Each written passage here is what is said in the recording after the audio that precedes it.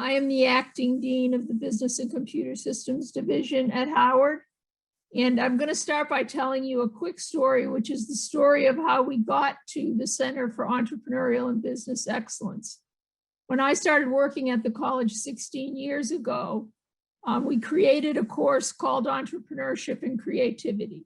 And that was way before entrepreneurship sort of became the thing or one of the sexy things to talk about. You know, I'm an entrepreneur, I'm an innovator, I started a small business. All of that 16 years ago wasn't as present in the environment as it is today. Nonetheless, we had this course, and the major deliverable of the course was a rocket pitch, very similar to Shark Tank. And that's what the students spend 40% of the course objectives on, developing a business idea and putting it into this rocket pitch where they compete in their classes and then move on to a big event that we have once a semester.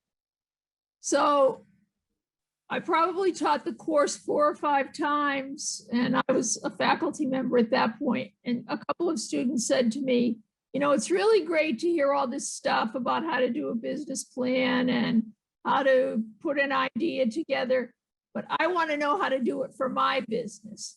I don't care about my buddy sitting 3 rows away who wants to open a restaurant. I want to open up an IT consulting startup, for example.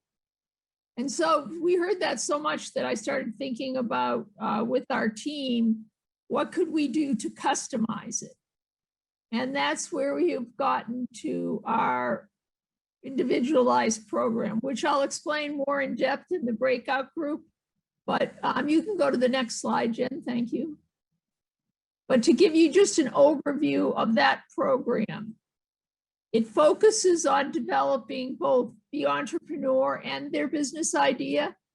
I'm sure most of you that are in education would agree that our responsibilities to our students aren't just content, they're about personal development. You can have the greatest business idea in the world, but if you don't have the skills and the personal wherewithal to develop a business, you're not going to be able to do it, and vice versa. So we put coaches in place to open up the self-awareness of the students who wanted to start their own business.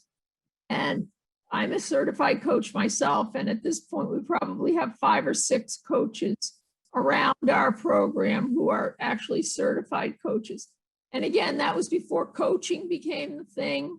You know, coaching now means multiple things to many different people.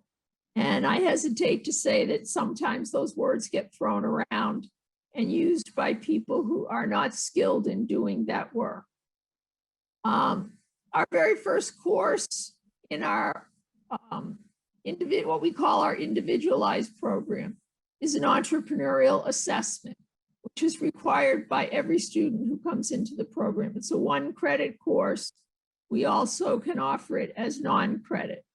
And it's an exploration of oneself and one's business idea so that there could be a roadmap created that supports their pathway to opening a successful business. They work with the coach on it. It's a 1-credit, so it lasts about 5 weeks. And that launches the roadmap that they can take with them or that they can continue to be a part of at Howard Community College. The other part I wanted to add that happened around the same time was Babson College, which is up in Wellesley, Massachusetts. I'm sure you've heard of it. And they were launching a brand new entrepreneurship program. And we became a partner of theirs. And for several years, our students would transfer up there after getting their associate's degree. And if they transferred mid-year, all of their expenses except their tuition was paid for by Babson via scholarships. And the little secret, which is not a big secret, is they emptied out a lot of dorm space in December, and they wanted to get students to fill those empty seats. So that was a business decision on their part. So the skills that we emphasize in the program are skills that are usable in the world in most situations. they don't necessarily continue to own this business. Some of them start a business on Etsy, for example, which of course has become very relevant during the pandemic and post-pandemic. We feel like we give them skills that will last a lifetime, like how to lead, how to collaborate, how to manage oneself, how to be resilient. And so these skills are needed by employers everywhere. I'm sure that you would appreciate that. Okay, last slide. Thank you. So this is the startup path. And this is kind of our objectives for the beginning of our program. We knew that we couldn't serve everybody. So we developed the idea on a napkin, which I talk about all the time now, and people laugh at me, but that's who we serve primarily. Somebody who has an idea and doesn't know what in the world to do with it. Lots of other places, including some of our other colleges in the area, who help you if you have a business plan, or if your business is 3 years old and you want help with it. So we found that a lot of, particularly our younger students, say 17 to 25, and our students who are approaching retirement, like the idea on a napkin, because that's all they've got. And they want somebody to help them along the way. So we assess the idea, we help them develop the opportunity, we help them plan, and then launch.